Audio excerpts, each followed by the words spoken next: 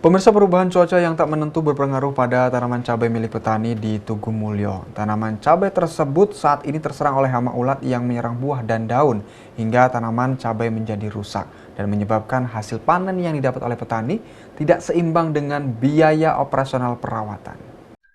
Dampak cuaca yang berubah-ubah membuat kebun cabai milik petani di Desa Cenawangsasi, Kecamatan Tugu Mulyo, mulai terserang oleh hama ulat yang menyerang buah dan daun hingga cabai milik petani menjadi rusak. Sejak sepekan terakhir, kebun miliknya mulai terserang hama penyakit tanaman yang menyerang bagian buah dan daun cabai merah hingga menjadi rusak. Menurut petani, kondisi cuaca yang terkadang hujan dan terkadang panas membuat tanaman cabai tidak terlalu cocok dengan kondisi cuaca saat ini, sehingga muncul serangan hama ulat cabai yang menyerang bagian buah dan daun hingga rusak dan mengering. Berbagai upaya telah dilakukan petani dengan cara melakukan penyemprotan obat-obatan anti hama.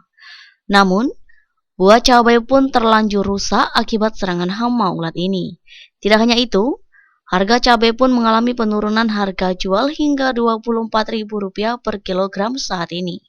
Petani juga berharap harga jual cabai kembali normal, sehingga hasil panen yang didapat bisa seimbang dengan biaya operasional perawatan selama ini. Ya, kadang hujan, Hmm. kadang panas.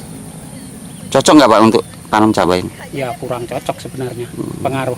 Kondisinya ya ada yang masih agak kurang bagus juga. Itu terserang apa Pak?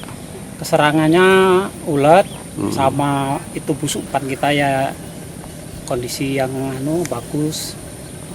Istilahnya musim, cuaca bagus. Harganya mungkin agak naik dikit. Stabil lah. Tim Liputan Silam Pari TV.